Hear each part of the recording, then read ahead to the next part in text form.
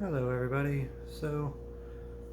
I was thinking about something while I was debating with somebody. Just came to my mind that it's difficult to really explain, but so it kind of goes like this. When I look back in my life, when I was an atheist growing up, I used to just have a really huge emotional problem with the idea of God, and this stemmed back a lot to the fact that my older brother, when he was 12 years old, died of a brain aneurysm. It was very sudden. Happened just out of nowhere overnight. I was over at a friend's house, came home the next day, and my dad told me that my brother woke up in the middle of the night with a headache. They took him to the hospital, and then by morning he was dead.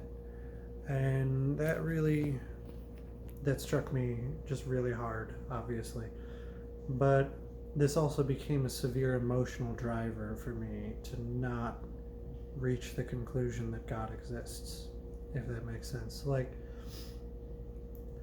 I had a real, just fundamental repulsion to the idea. That's not right.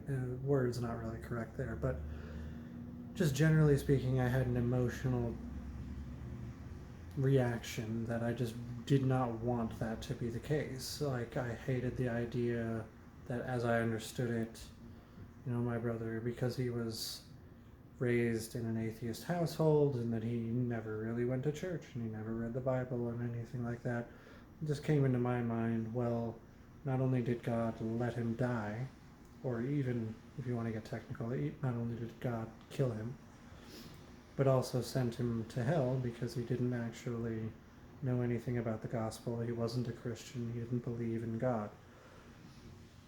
And now, as a Christian looking back on this, it's almost like I lived the problem of evil and a number of other logical arguments so much that having that emotional response was not wrong in a sense. It's like, and I tie this back to a scripture. It's 2 Corinthians 3 verse 2, where it is written, "You are our epistle, written in the hearts and read of all men."